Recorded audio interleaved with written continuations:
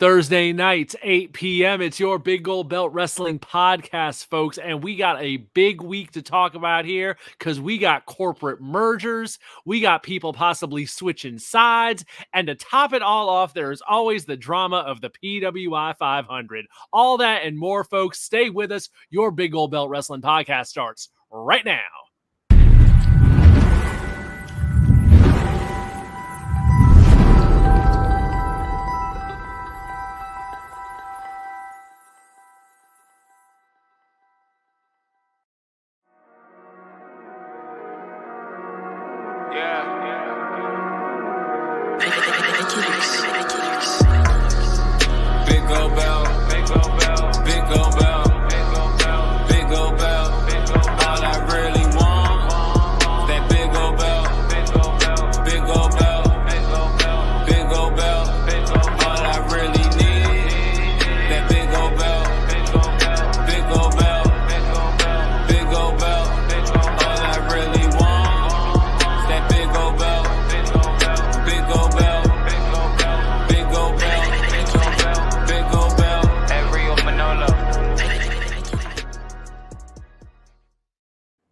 Hello again, everybody. How is it going? It is Thursday nights, 8 p.m., as we always are with your Big Gold Belt Wrestling podcast.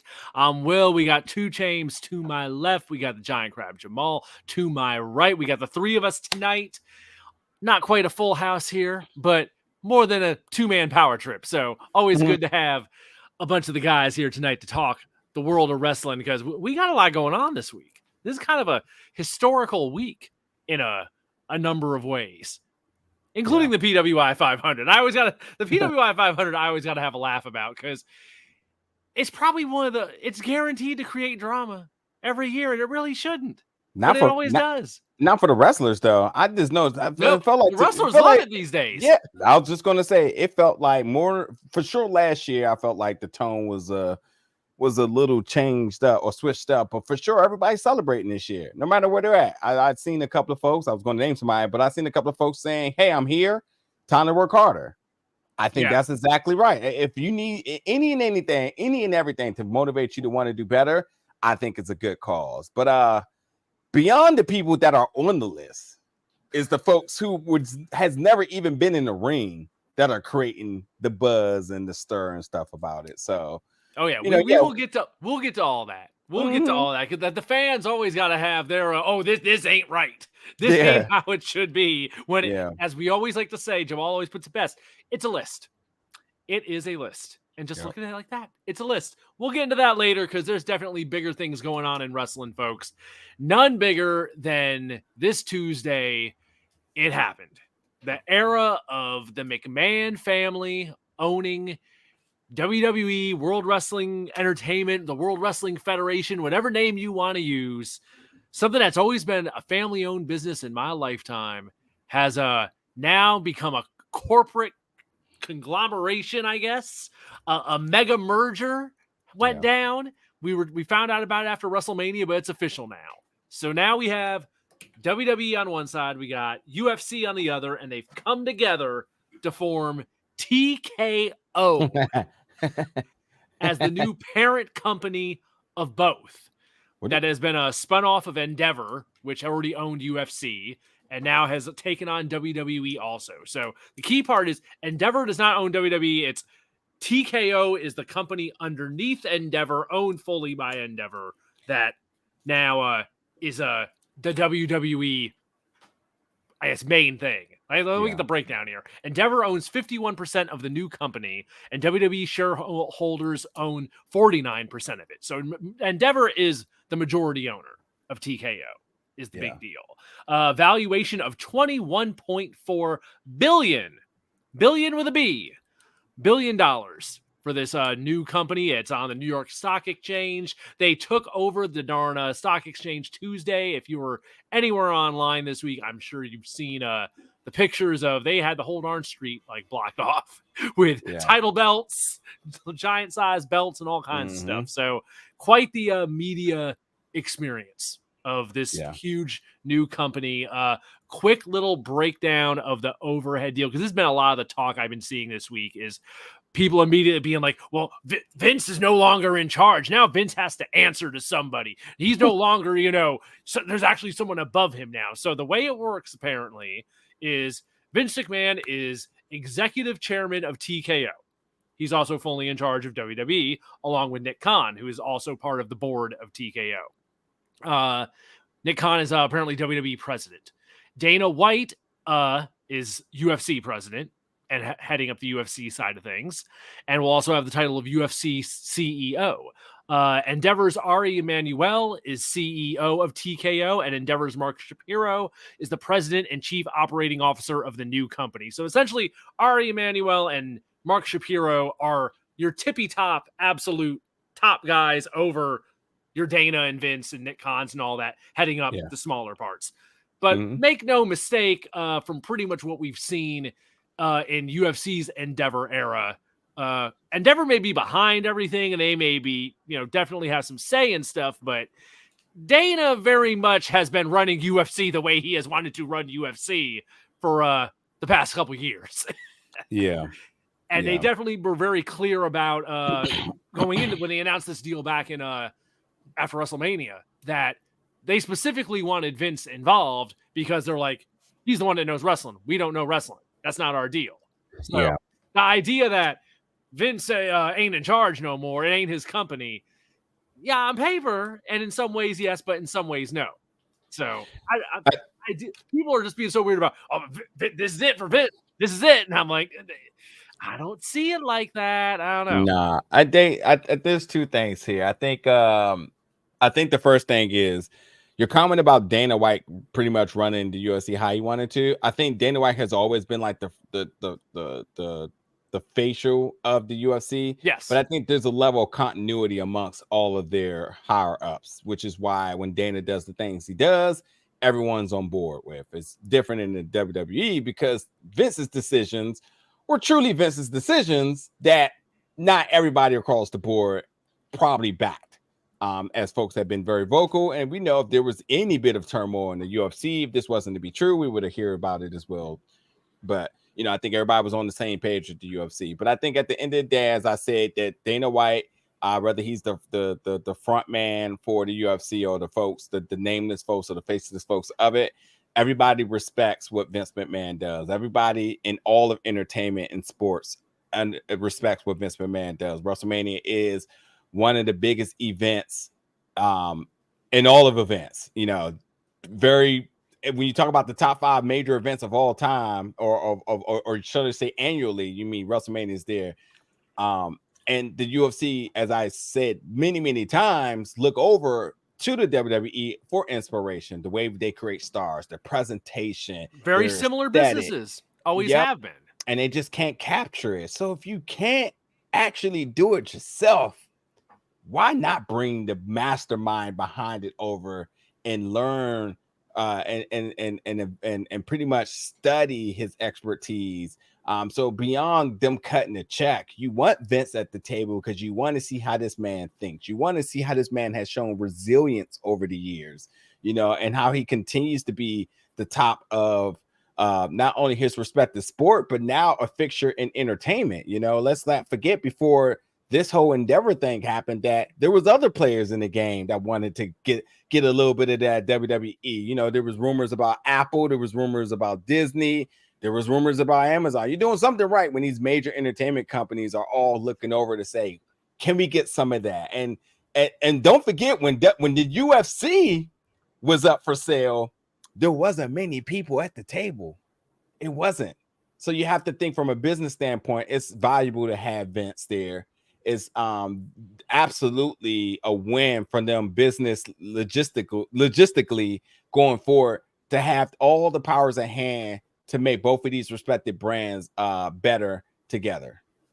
Is that the same for the WWE? Better together? Yeah, it is. Yeah, there you go. I worked that in. Our man Adrian is back again this week. What up? Gonna be, I'm sure, sharing his thoughts on everything as we go through the show tonight, folks. And you can do that too with chiming in, and we'll get you on the screen as we're talking tonight. But yeah, I mean, it's the two of them getting together doesn't surprise me at all. Because it's such similar business models. Dana and Vince have such similarities to begin with. And it's not like we're talking like, apples and oranges here. I think it's very similar things, and it's just more money, and more money getting together is essentially what you got going on. And even if they're not similar business models, the UFC wants to mimic what the WWE does, because the WWE is marketable to everybody. The UFC has a niche, much like AEW has a niche, but the WWE has went beyond pro wrestling and has infiltrated the world of entertainment, that they get these sponsorships, they get product placement, they get these other collaborations with folks that folks wish they could get. Does the UFC have anything with Netflix? Has anybody ever heard of anything of that? No. Or Disney? No. That's their ESPN, all ESPN. Yeah, well, yeah. This Mickey Mouse Prime, not the Mickey, not the ESPN Mickey.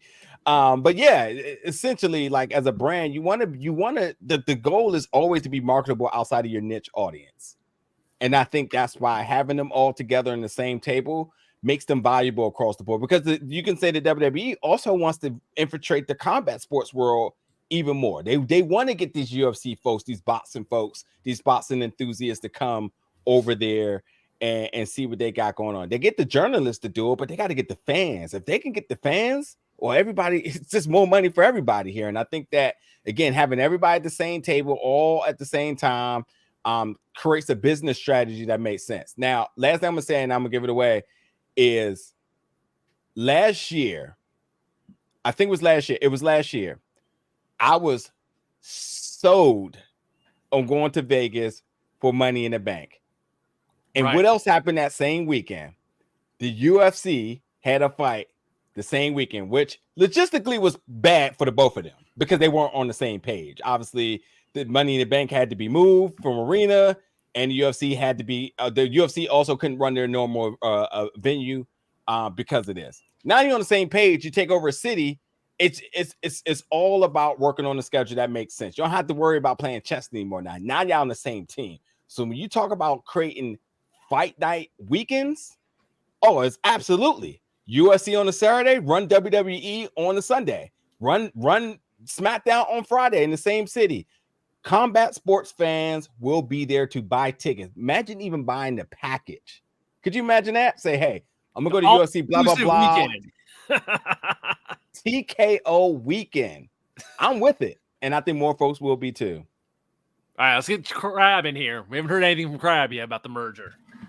Yeah, so I think the biggest thing is going to be how similar things will be. If you don't watch the UFC, like I don't watch the UFC, then I don't think that there's going to be too much of a change from the WWE side of things. If you don't watch WWE, I don't think that you're going to see too much involvement on the UFC side of things. I do think that there will be some level of synergy. And I do think that there because there has to be. There's just too much money on the table, too much cross-pollination. Even though I prefer one to the other, it would be ignorant of me to say that, like, this merger doesn't make sense. Absolutely, yeah, it absolutely does make sense. If you have a group that are willing to pay, how much is it in UFC pay-per-view? Between $15 and $50? They're like 50 to 70. No, well, depending on whether it's on ESPN Plus or pay-per-view, right? Yeah, it's still they're all ESPN Plus nowadays. Yeah. Right. Okay. Yeah, but you do have UFC Fight Night, and then you do have UFC proper pay-per-view, which is UFC number blah blah blah. Right. But you have a dedicated fan base that is willing to some degree to shell out money. Absolutely. And then of course there's the businesses behind them that go, like Buffalo Wild Wings or the movie theaters or the whatever that makes it a celebration. What WWE has done well has taken the combat sports, stylized it, and to the point where it is entertainment. What UFC is trying to do is take a real sport and stylize it to the point where it's more than just the sport. UFC, for what it's worth, has not been able to get the WrestleMania level, SummerSlam level of attention across the mainstream. Maybe they do have a star, but who would be The Rock of UFC? I don't know a guy on that level. Okay, fine. The Rock is a bad example because he's one of one. But who would be the Edge, the CM Punk, the, maybe Hogan's a bad example because he's one of one for that generation. But who's the Steve Austin of UFC? I don't know that guy because in the moment, you knew who the Steve Austin was. You knew who Vince McMahon, the character, was. And I don't know how they come to that, how they bridge that gap between sports and entertainment. And that's why WWE is on board. That will probably look more differently for UFC than it will for WWE, because UFC is trying to get where WWE has been for the past 50 years. Mm-hmm. And I think by working together, everybody eats. And that's kind of what it is. Now, the real thing is, now that you have this 800-pound gorilla in the room that is literally going to take over weekends, for this combat sports niche of the sports roundtable. They're going to own Saturday and Sunday. If you're the competition, you have got to be sweating bullets now. You got to dodge. You will have to dodge cities. I will also say this too. It's not also a good look for independent shows doing what they usually do, trailing WWE in the town-to-town events, because everything will be premiere. Take up more space. When they do these dual events, you're going to have like the UFC contingent and the WWE contingent taking over the damn town. So right, but not everybody can go to the show. Take WrestleMania, for example. It's going to sell out both nights. And there's going to be more people than they have tickets. So somebody's going to an indie show. Somebody's going to a UFC show. Listen, more people are more keen, especially in these cities that they're going to run, because now with the UFC and this being the whole thing, they're going to say we're going after the fight cities. I think logistics is going to change. Some of these smaller cities are definitely not going to be. They won't be getting it. This is major city events, because it's got to be. They got to have the hotel set up. They got to have the infrastructure. If they're preferably, I'm sure they wanted to have 2 buildings they can use, because they're gonna have 1 building for UFC, right, 1 building for WWE. Just like Vegas. So I was going back to look. So UFC was UFC 276, which is Alessandra. Alessandra had a fight. So one of their biggest fighters. They had that at T-Mobile Arena. WWE was going to have it at a Allegiance. Is that what it's called? No, they were gonna have it at the stadium, and then they moved the Raiders Stadium, Allegiance. Yeah, and then they end up having it at MGM, which isn't a good arena. But at the end of the day, what I was going to say to you, Jamal, is that while folks may not have tickets to go, people are more keen to watch it at a local bar in the city than to go to a secondary event. They'll say, "Oh well, we'll just watch it over here then, right in the city." And it creates the atmosphere. If you're local to that city, maybe, but I'm willing. I find it hard to believe that somebody would fly to Vegas to watch a UFC show at the Buffalo Wild Wings.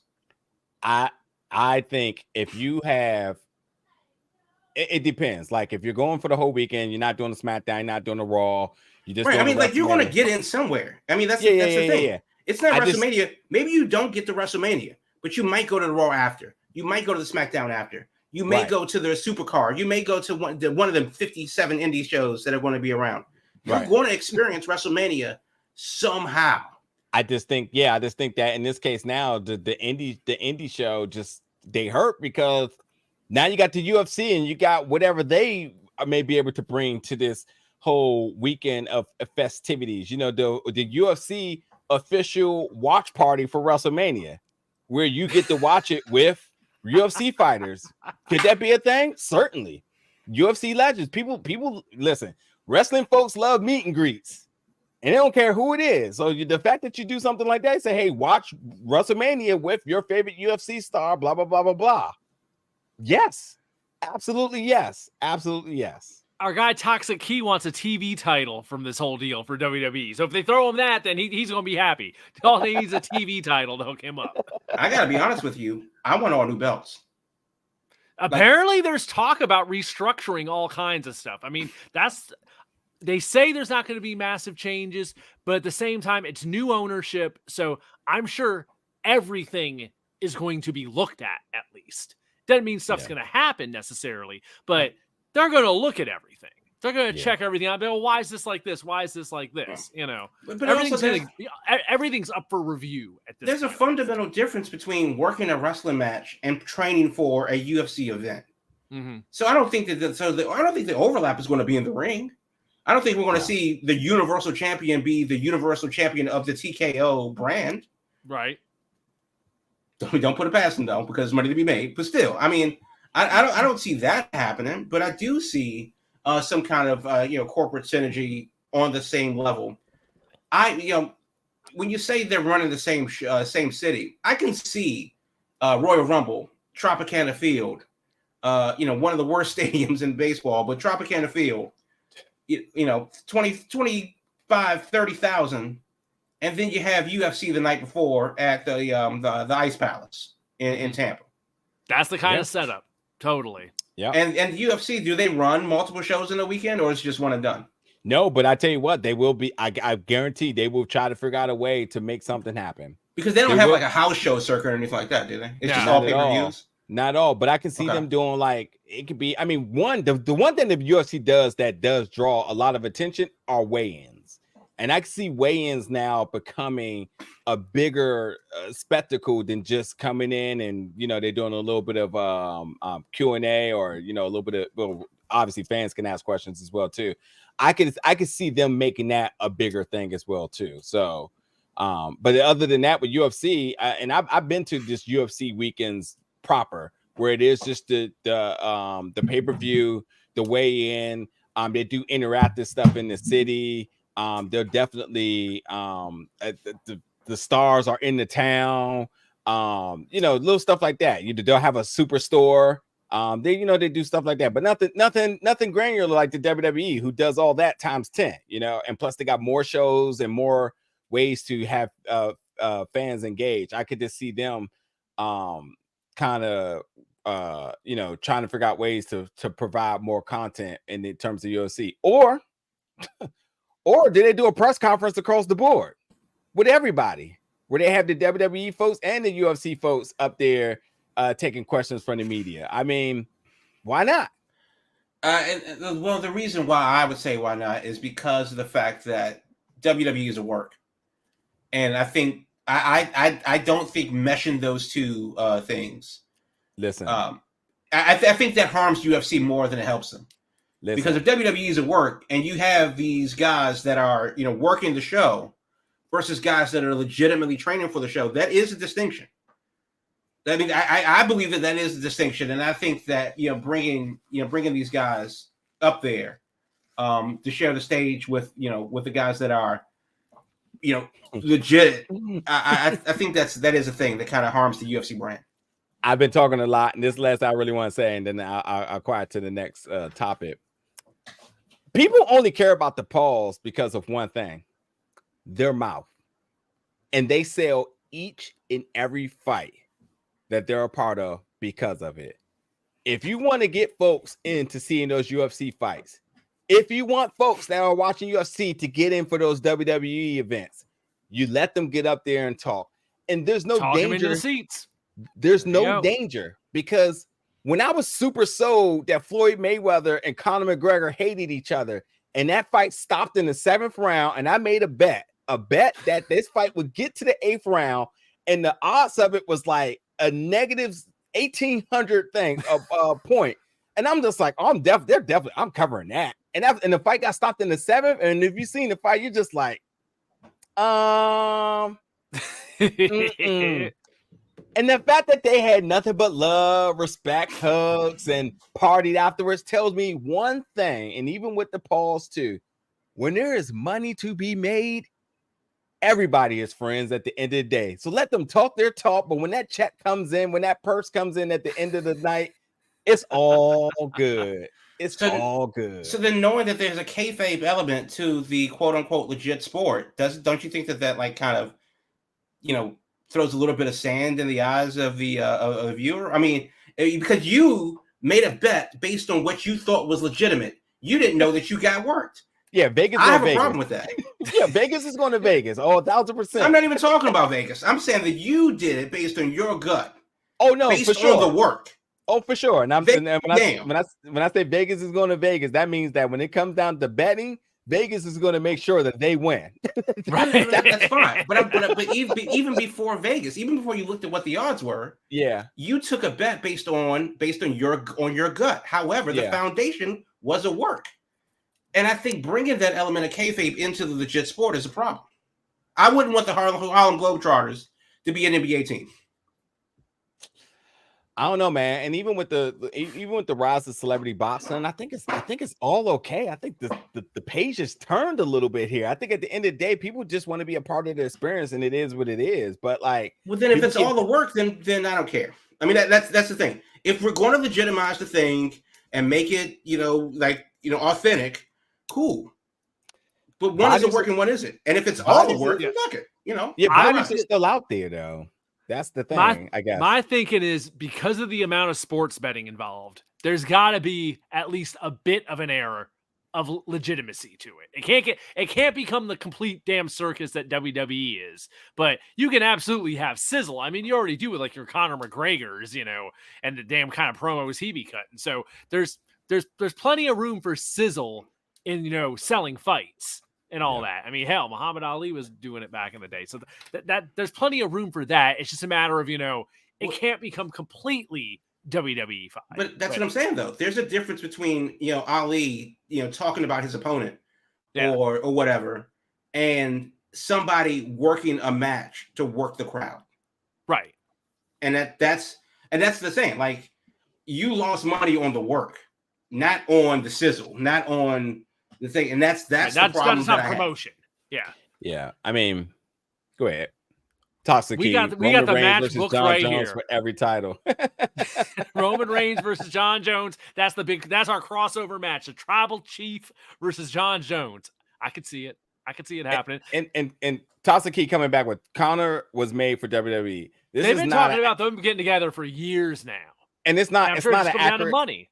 It's not an accurate statement. The truth is that folks can find a second breath of air in WWE. And they're already talking about that. Like, you finish up your UFC career and, hey, you get some mileage over here. Ronda and Brock have already shown that you got the personality for it. You can cross over. So now it'll only be easier to do it because it's still under the same umbrella. So maybe they work that into some contracts where it's like, hey, when your time is up, we see something for you over here, or if they even have to make it another contract. If the contracts are with TKO, it just kind of covers both sides. I don't know. I mean, there's all kinds of stuff that could happen like that now. So it's a new era. As we've said. So actually, stay tuned on that. I think we've done our first half here. I wasn't sure how much we'd get out of the merger talk, but hey, it's a lot to think about. Big possibilities, man. And I can't wait for their first announced TKO event weekend.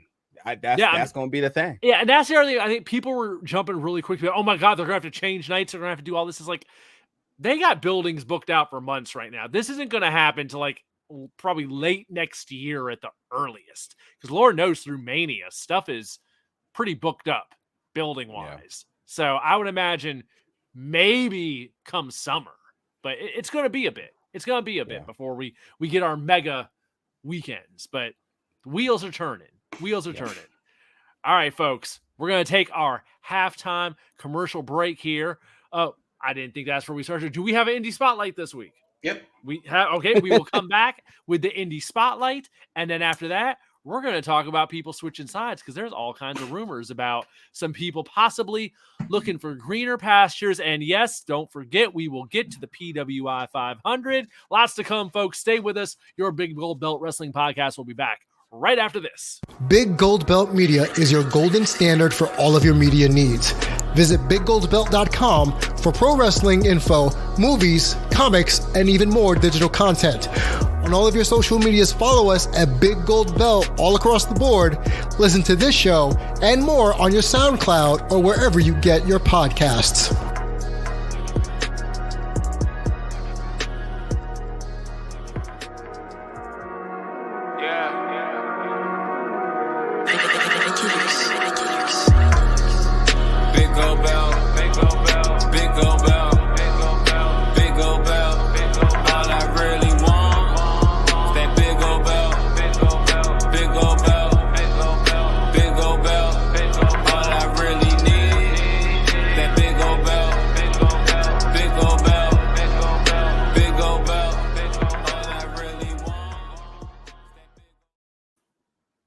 right, folks, we are back for our second half. And when the Big Gold Belt Wrestling Podcast comes back for halftime, we always like to check out what's going on with the indies. So here is Giant Crab with the Big Gold Belt Wrestling Podcast Indie Spotlight. And this week we are going to Townsend, Delaware for CZW's Tournament of Death. It is, a long-standing tradition to have it, the fall in Delaware. It's this next weekend, September 23rd. Bell time's at 2 p.m. Doors open at 1. That's 179 Ebenezer Church Road in Townsend, Delaware. It's the Tournament of Death, hardcore, tournament. If you haven't seen it, if you haven't been, it's one of those indie shows that you just kind of got to make to once in your life. But it's absolutely bananas. Your first round matchups, you have Judge Joe Dredd versus Big F and Joe. That should be absolutely insane. Schlack.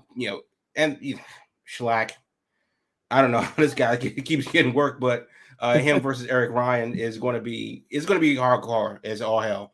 Tournament of Death, CZW. You can get tickets at czwwrestling.com. September 23rd. That's next weekend, 2 p.m. It starts at Townsend, Delaware.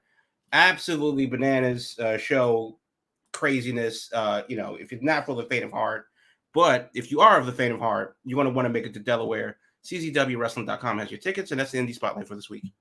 Awesome. Lots of action happening as we head into the fall. Tournament of Death, as you said, that's a legendary show. I didn't even sneak up on me and say, it's that time of year. It is that time of year where there's going to be bloodshed. So, legendary indie shows happening very soon. All right. So for this next section here, we're talking rumors. Because there's rumors going around. Rumors are swirling about people, about very specific names. And there's at least enough smoke to the fire that we know one of these people's contract is up. And both of them, from what we've been seeing on TV, definitely looks like there is stuff happening where they are wrapping up where they currently are at. Not that that can't change, but there's enough smoke to the fire for us to be like, okay, there might be something to this. So here's the deal. There's been lots of talk about Edge since he had his match in Toronto with Sheamus a couple weeks ago about if Edge is done. He even did a little statement online where he talked about that he had an extension in his hand from WWE, but had not signed it yet and was considering his options and figuring out what he's going to do and if he's even going to continue wrestling. But there's all kinds of talk about, would he be interested in going to AEW? Would he go there? Could happen. Who knows? It's an interesting proposition. On the flip side of that, someone we've talked a lot about in recent weeks, Jade Cargill, coming off last night's tapings, there is a lot of talk that she is now wrapping up with AEW and maybe WWE bound. So we got two names here, two very different names, one at the end of their career, one at the beginning, but in some ways it could almost be a trade. It could almost be a switching of the guard here in some ways. So is it going to happen? I don't know, but it's an interesting damn proposition, I think, for sure. And on both sides of the coin here, we have Edge, who spent most of his entire career in WWE, except for his early days on the indies. Otherwise, he's always been a WWE guy who could go to a different environment for, the tail end of his run here, because who knows how much longer he's going to do this. Jade, on the other hand, has only been in AEW since she started. We've been very vocal about how she's been used there over the years. And hell, we were just talking last week about AEW needing to make stars and needing to make larger than life personalities, and how she specifically is someone that we've pictured as should be bigger than she is. Maybe that plays into this. Maybe that's part of what's going on here. And maybe she thinks she needs a bigger platform. I don't know.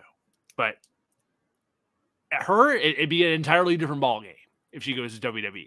So I don't know. Let's I say initial thoughts, since this is all just speculation at this point, but there's definitely seems to be smoke to the fire. But who knows? For all we know, they may stay right where they are. Nothing may come of this. But today, at least, there's a lot of talk that they could be switching sides. So hell, let's put it this way: if they are switching, say they both switch, what side's getting the better deal here? I know who I think's getting the better deal. It's not even close. WWE getting Jay, or Jay getting WWE is the bigger deal here. AEW has lost now, I feel, their biggest star, and I'm not saying their best wrestler. I'm saying their biggest star, because I think Jade transcends out of the wrestling sphere as somebody who can bring eyes on the brand. Now, I'm just going to say AEW has now have to aggressively go get Mercedes Moné right now, because that is not only the fill to the void, but the upgrade as well too, to really captivate that women's wrestler who has major star power. Because I feel like Jade has star power, and she'll only get more the more and more that she ventures outside of the world of professional wrestling. Anytime she does something on mainstream media, anytime she does something outside of wrestling, mainstream media picks it up. She just did a music video with French Montana. All the major outlets picked it up. She walked on the fashion show. All the major outlets picked it up. Get her in some movies. They're going to eat that up. She's built like a Greek goddess. You put her anywhere, people are going to look. She has an amazing family. She is a great mother to her daughter. These are things that are what good people should do, but very marketable, which is all the way WWE DNA. This is a good move for her and her brand and for her future. And I think that she did the right thing. She went and got those reps in at AEW to get her legs under herself, to figure out if wrestling is something she can really do. And now she's been promoted to the big leagues, and that's just what it is. So good deal for her. Edge going to AEW does absolutely nothing, because Edge isn't going to AEW. But if Adam decides to go to AEW, that's even worse, because the name Edge, if you go and ask 10 people who Edge is, maybe 6 is going to say yes. If anybody said who's Adam Copeland, no one is going to know who that is. You can't even market that. You can't even put Adam and Christian on a flyer without people be like, who the hell is Adam? Everyone's going to get Edge. And there's already 2 Adams there. So it's just like, hey, who's your favorite Chris in Marvel? What, Chris Hemsworth? Chris Evans? Chris Pine? He's not even in Marvel. It's like, what Chris are you talking about here? With the 3 Chris's in Hollywood? And it's going to be the same thing when you say the Adams in AEW. What Adam? Cole or Copeland, right? Very similar names there. Very similar names. Our guy Adrian, though, has an idea, though. Adam and Christian versus Hardys in a one last match special event. So, I mean, that writes itself, that they could do that as like a hell, all 4 of them go off into the sunset afterwards. We write off the Hardys and Edge and Christian as like, guess what? Their last tag match ever. Guess what? They don't have to do that in AEW. They can do that anywhere. So why? And if I'm Edge, I'm thinking, how do I not burn my bridge? You do the special match anywhere else outside of that sphere. You can do it in any independent wrestling promotion, and that will be more liked than going to AEW. And especially with the TKO folks probably looking across the board at who their competition is. There's none in MMA. They ain't worried about Bellator. But is AEW a threat? And if one of their potential, I mean, they're looking at contracts too, as we hear that the staffing is being told to stay home and telework because some cuts may come. So I'm definitely sure they're looking at talent contracts as well too. And I think you have to take a look at saying like, well, what's Edge going to do? Is he going to, and don't forget, when you get a contract, well, most contracts, if you send somebody a contract, it's valid for a certain amount of time. So him not signing it for whatever still makes it a valid contract. He can sign it at any point, and then it's instated. So, but at the end of the day, while that's out there, you still want to take a look to see what he's doing in his spare time to deem if he's going to be valuable for the brand. He goes to the AEW. I think that could potentially burn a bridge, and I think he may be aware of that too. And what does that look like for him? Man, we've been so loyal to you, and we've been, residuals for your merch and all this other stuff. He hasn't been wrestling full time anyway. I mean, he's been on a reduced schedule because, I mean, Lord knows he's not, he's banged up. He's at the end of his run, like we were saying to start this. So I want to ask Crab this. Say this move happens. Say the move happens. Jade Cargill goes to WWE. Does she go to NXT first, or does she go to the main roster? What do you think? So in response to what 2 James said originally, I think it's a lot closer than he believes, because yes, you can't sell Edge. Cool. But also, do you think the WWE fans are going to immediately gravitate to Jade Cargill? I don't think they know who she is. Because I don't think the WWE fans are more likely to hop across the border and watch an AEW show than AEW fans are to watch a WWE show. So I think Jade wouldn't necessarily have to start all the way over at the bottom, but for her to come in on Raw or SmackDown, big deal. Lights go out and Jade appears. Who? And the reason why I say that, because we've been in the building when NXT stars that we thought were huge in NXT Matt Riddle came up. Yeah. Did their thing. Oh, shit, they're here. Finally, they got the call. Good for them. Baby boy is going. Oh, nobody cares. Oh, yeah. damn. Everyone's like, who's that? There's one difference here. Her mentor is already on the brand, and they give him a mic each and every week. Who's her mentor? Oh, the good old American Nightmare, Cody Rhodes. You think he can't get him over?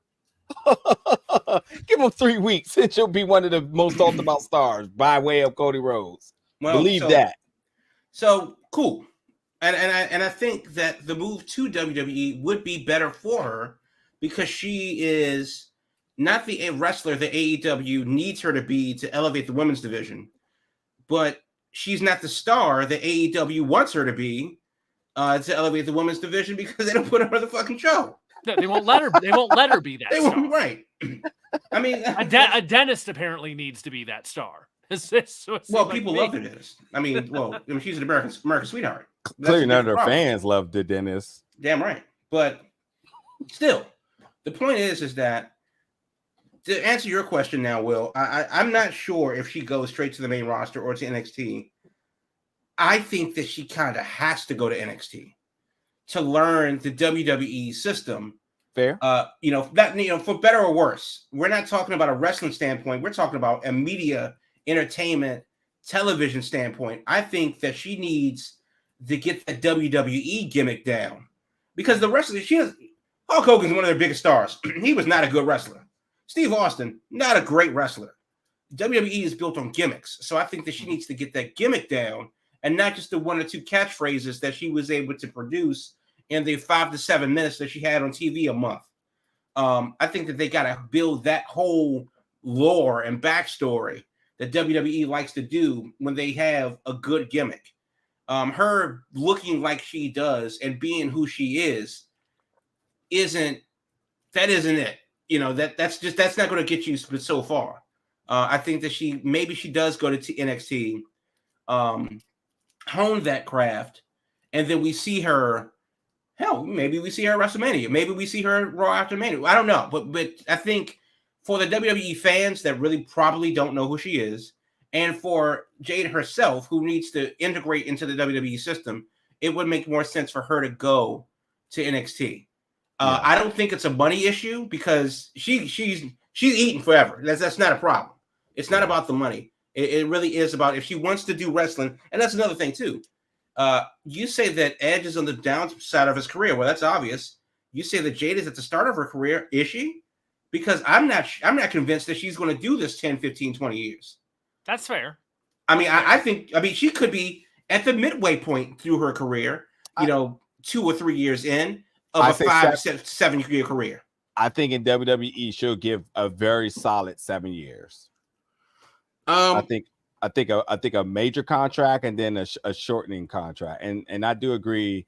NXT is a good look for her. Also, I think that's a place where she can be dominant and you don't have to worry about running into other particular wrestlers. Like if you put her on the main roster, she definitely has to avoid particular wrestlers. Charlotte or Becky's in NXT right now. Can't put her around Rhea right now. Can't put her near Rhea. You can't put her near Bianca. There's just a lot of folks that you just have to avoid, but you let her go down to NXT and go crazy. Also, she can do the baddies in NXT, and that gives a lot of other folks things to do. So right. I think it makes sense there. But that's also real quick. That's you mentioned Bianca Belair. That's obvious. That's kind of the first, similar matchup where it's like, well, we already have Bianca Belair at home. And that is kind of a thing, but obviously she's going to have to go to the main roster eventually. The point is that I do think that just in general, NXT is probably the better way for overall. Everything else will come later.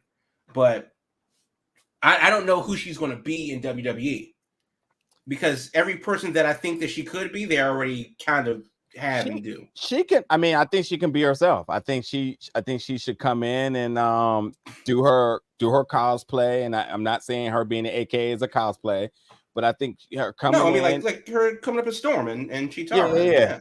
I think you should do that, but I think like the WWE folks are going to be able to give her advice and saying like, hey, we think you have a lot going on with this, but like, let's make this all meaningful, because I think it is cool to see her come out and hitting these certain different things. But now I think like if you can make a gimmick that these different appearances make sense, I think it's the WWE way. But I mean, she'll learn in the NXT, she'll learn the wrestling, she'll learn to work with different body types and different styles, and I think that prepares her for the big stage, because at the end of the day, while she didn't work Wembley, well, working these big WWE shows, you're going to get that a lot more on the regular. I mean, the NXT, AEW just expanded their pay-per-view from 4 to 6 or 7, I think at this point. WWE, you're working the PLE each month. So and the triple house shows. Florida. And house shows, yeah. So I think it will be good for her. This is a good move, and her camp and whatever she had to do. I don't know if she's getting out of her contract or her contract expired. There's a video out right now that looks like she just finished up her match with Chris Statlander, and it definitely looked like a goodbye. Good for her. Without for making air this on move. Rampage. Yeah. This is a good move. This is a good move, and I think we could cross the board, unless y'all disagree. I think we're excited to see where her career goes. And I hope people don't start making this comparison to her being Bianca Belair, because they're not. They're black women. They're both strong, but they're not the same. I'm not comparing her to Bianca Belair. I'm comparing her to Lash Legend. I haven't even seen Lash do a lot yet. She's been hurt, or she's hurt. But yeah, she's been injured. But that's my point. Not the point that she's injured, but that's my point, is that like I'm trying to figure out where she fits into the WWE ecosystem. Also, not that she can't make her own way, but it's just more to the point of like what they already have and have been cultivating that thing. Right. I mean, and that's the thing. Jade is being herself. So it's not her per se working the gimmick. So she will stand out because she's being herself. But I think it will take some soul searching to figure out what is she going to be going forward, so that she stands out, because I think they very much will embrace her and sign her for who she is. But if she actually wants to be a top WWE superstar, you're going to have to figure out a way. And as we looked at, even with Becky and the Becky and Trish Stratus last match at Payback, when you looked at that montage of where they came from, you looked at the different changes that the two of them had to make to get to where they're at. And the best of them have to do it. And it would be the same for her, that regardless of how much success you made on the indies or how much success you made in AEW and how much of yourself may have got you to where you at, it will take a point where you will have to reinvent yourself to really get to the next level. And we'll see how that is. And also sign me up for her versus Nikita Lyons for a feud for about 6 months. I was going to say the first people, if she's coming to the main roster, the first people I'd put her up against, it makes the perfect sense to me. You put her against Damage Control. Yeah. You got 3 opponents for her right there that are all different, that are all experienced. Except that Io's would all the be champ. able to level her up. Hopefully by then I wouldn't put her up against Io for the title or nothing right yet. I would hopefully have all that wrapped up by the time this happens. But those 3 as heels against her, I think would be a great dynamic and be a great way to get her in the mix with 3 experienced folks that could, they could really like help her out, because she'd have a mix of people to work with on a regular basis. I hope to God, whoever's in charge of creative or whatever, let's set Raquel Rodriguez and do not try to put Jay in that same gimmick about being strong and somebody's her best friend. It is failing miserably for her. Raquel needs to Jade's got to be her own thing. She's got to be her own thing. Absolutely. Yep. I think we can all agree on that. Yep. All right. We want to switch gears. We got about 10 minutes left to get into the dramas, to get into the never-ending excitement. Well, wait a minute. We've been talking about Jade for the longest, but realistically, if Edge pops up on AEW, okay, like he does the thing. It's a bit. What does he do there? I know. It don't. What is Christian doing besides being the mouthpiece? Well, Christian is being a goddamn good middle-aged midlife crisis mad scientist. Christian, the turtleneck has sent him into supervillain mode.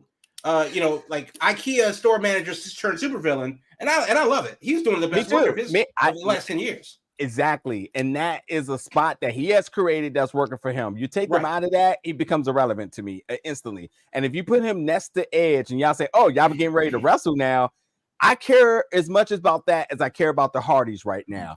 I just don't care. You don't need to rehash it. Let them wrestle at MCW for all I care. Like I just don't. Or let them do. You know what they should do? They should do the greatest. They should do like a showcase of the greatest tag teams of all time on the independents. You have the Dudleys that just got back together. You have the Hardys. You have now Edge and Christian potentially being able to do something.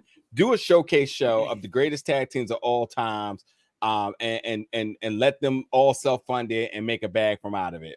That's how I think you do it. Well, I mean, I think that would be cool, but realistically, the only way that the Edge comes into AEW and it means anything more than a cup of coffee to anybody is that he calls out Kenny Omega. Like that was like a one-off with him. I mean, that would have to be the one-off, it's retirement. Maybe they do it in Canada, but it would have to be something because everything else we've seen, Edge versus Adam Cole, I don't really care. Edge versus one of the Bucks. Well, that's not really a thing. Bryan Danielson, we've seen don't care. All that. Danielson, that's not a thing. And they don't have a guy, Edge versus Starks could be fun.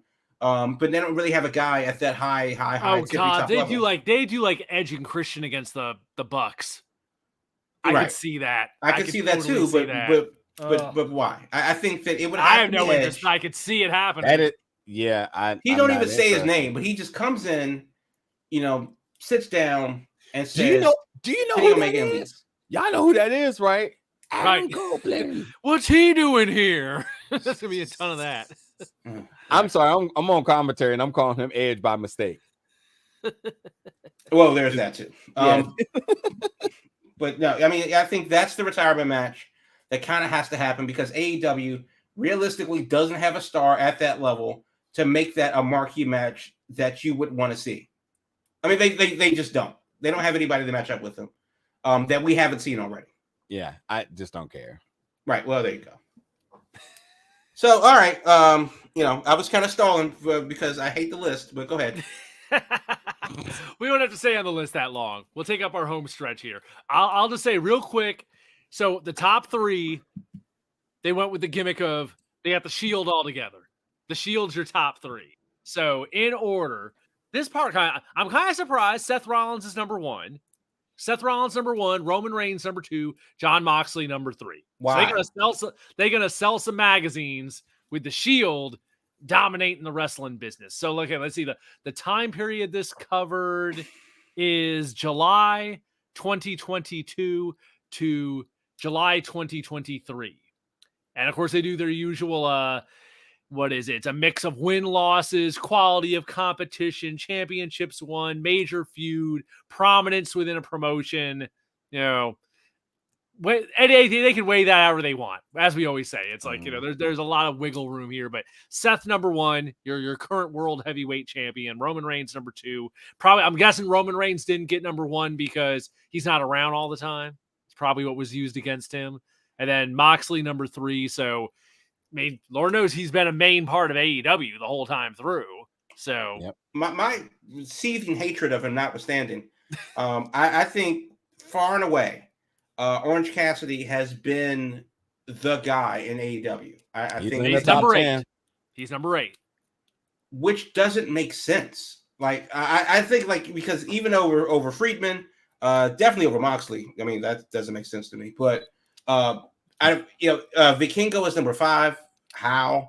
But I really think the Orange Cassidy has been the backbone of AEW for the past year. If we're talking about from June to June. That international title run was amazing. Right. Yeah. So I don't know how he's not in the top 5 at least. Yeah. But Gunther being number 4 and Vikingo being number 5. Friedman at 6, Okada 7, Josh Alexander at 9. So basically, they just got champions. They cover all major promotions, and they put their champ. They cover all major promotions. All major promotions, and they take the champions from each of them, and then they rank them because each of the champions have to be in the top 10. So Josh Alexander, who's been kind of in and out of Impact, is more of a constellation of, well, he's been the champion for Impact, so we have to have him up there. Impact's got to have its representation in the top 10 for sure. Because right, but if that's the case, then how come Athena isn't in the top 20? That's because not the women. I didn't even think of the women because they've had the women in before. Yeah, but you have to do intergender. You have to do intergender. They have women on this list. Yeah, they have to. They do intergender wrestling. Then that's what. Oh, okay. So the women on the list are on the list because they do intergender wrestling. Yeah, Trish Adora at 82. Okay. I remember she was the highest ranked one before. She still is this year, but last year 82. She's at 82. No, I love some Trish, but I haven't seen much of Trish this year, and I know they recognize her as a world champion. And but Billy Starks is 96. She cracked the top 100. Yeah, I haven't seen much of Trish this year. And Trish also went overseas, and she's also relocated, so she has not been working in this area as often. But I don't think she's been. And then AEW, she's behind the paywall of honor, so no one sees that. True. That's always the issue, that the paywall of honor hides people. Yeah, but I mean, like, even that, I don't think she was like working actively. Anyway, I digress. Where is Takeshna? Because that's the person I think who's outside of Orange Cassidy has been. My eyes just landed on him. 126. Okay, yeah, let's talk about something else now. Let's talk about something else. I'm sorry. Yeah, I'm paging through to see what else jumps out at me. Who's from 11 to 20? Go there. All right, 11 to 20. Breaking it. Okay, number 11, Sonata. Number 12, Claudio. 13, Carmelo Hayes. 14, 14, Samoa Joe. All champions here. Oh, wait, here we go. Wait, 15. Here's their highest ranked woman. 15, Masha Slamovich. Champion. 15. So there you go. She's the top ranked woman. Champion. 16, Bryan Danielson. Here's the one people all the folks were in their feelings about today. Number 17, Will Ospreay. People are not happy about that for folks that care about Will Ospreay. Oh, okay. Because I don't care about Will Ospreay. Me neither. So I was like, whatever, that's fine. 18, Alexander Hammerstone. 19, Bobby Lashley. And 20 is Trey Miguel. That's your top 20. Champions. Just all champions. Masha is what number? 15. 15. Jeez. I'm surprised she got that high.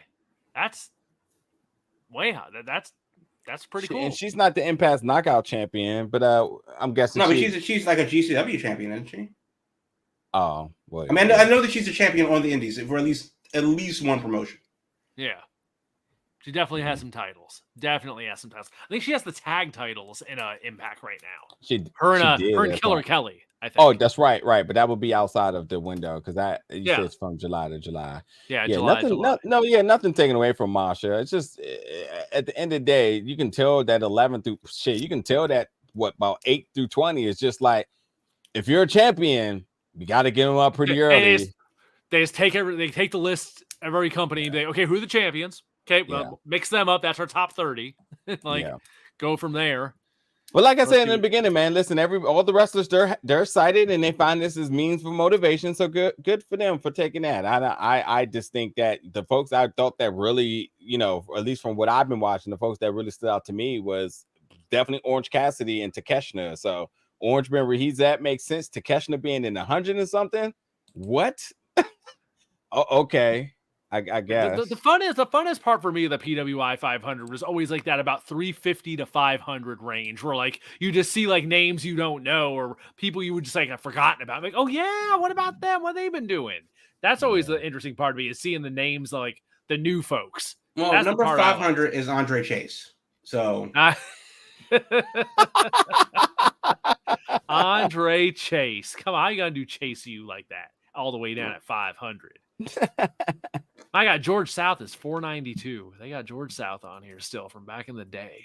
Yeah. Whew. I'm looking at that upper range now. Colt Cabana 474. How? Where's Punk at? Where's CM Punk? Well, guy's got to be in that top 50, I'm sure. Let me see. But wait, he's been hurt a lot and he was suspended a lot, so maybe he's not in the top 50. I'm looking. I don't think he's in the top 50. Where is CM Punk? You would think he's got to be in the somewhere near the top here.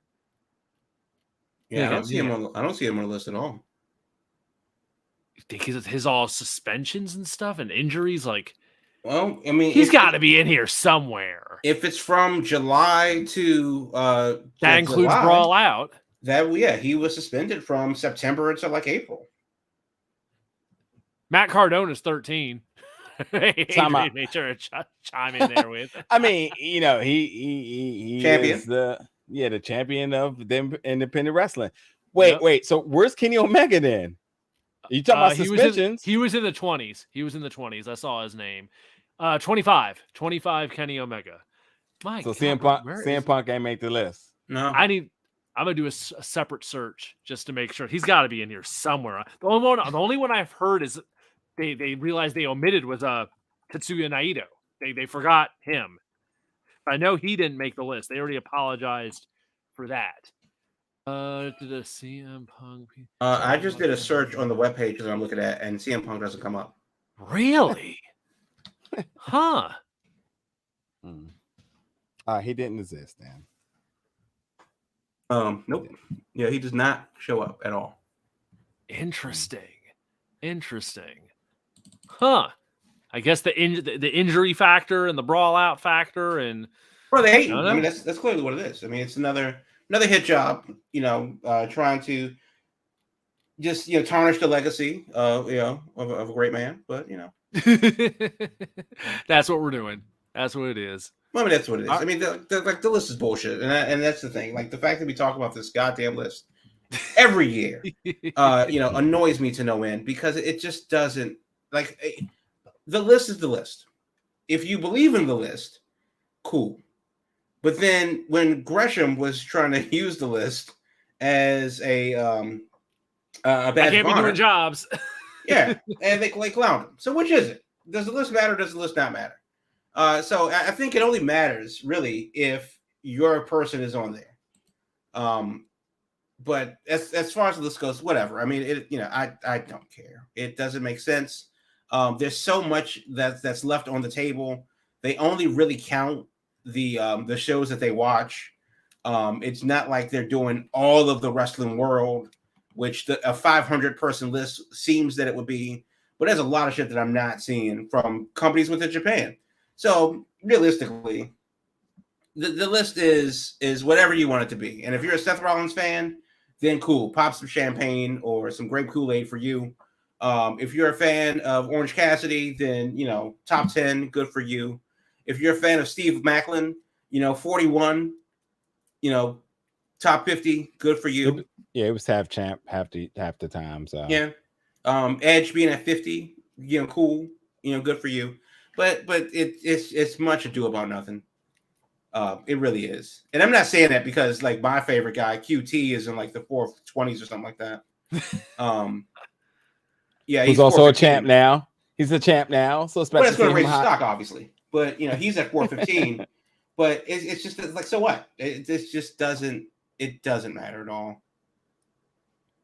Stay tuned, folks. We'll have the women's 250 up next. God damn it. In about a month or so. They've expanded it from 150. It will be 250 when it comes around in about a month. I think after that, they do the tag teams now. So you gotta have lists for everything, folks. So I don't know. It is what it is.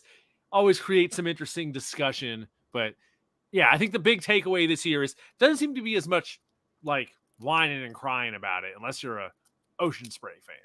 Well, I think in general, I think that the bottom 100 is more interesting than the top 100. No, I agree. It's a lot more interesting to see who's down there and who's coming up and who's getting recognized at that level.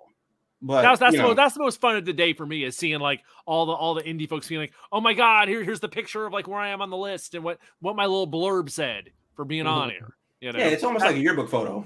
Yeah, exactly. Yeah, that's a good comparison. Or just a yearbook period with the superlatives in it. Yeah, exactly. Most likely to succeed here. Yeah. There you go.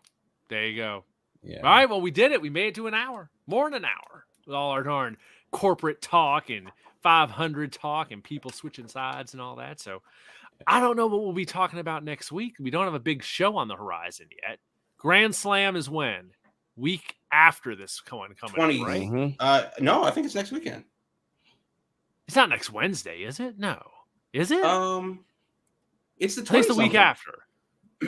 I don't think it's the 4th weekend. Today's the 14th. That can't be next week. It's got to be the week after. Maybe the 21st would make sense. Is it? Is it next week? My God. Yeah, it's the 20th. Oh my God, it's next week. Yeah, it's next week. Wow. Yeah, it was always around that time. The 20-something of September. Yeah. For some reason, I thought we had another week in there. Okay, so we'll be talking about. I'm sure we'll be talking about Grand Slam. How much of a crowd they have for that? We can get into that next week because there's definitely a crowd. Last night for Dynamite was light, and we're only not even a month away from Wembley having happened. And last night they had about 2,500 people in a giant building. So, what happens? Where were they? Cincinnati. So Moxley country. And it was under 3K.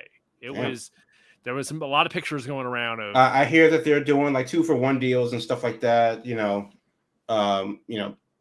It's they're going to have to figure that out. Yeah, that's something we can get into next week. I think we will have the time next week unless some crazy story breaks because, there's a lot going on with all that. A lot of people taking notice of ticket deals and stuff like that. Yeah, so, that's really what it is, and that's something we'll definitely talk about in the further along the future because AEW,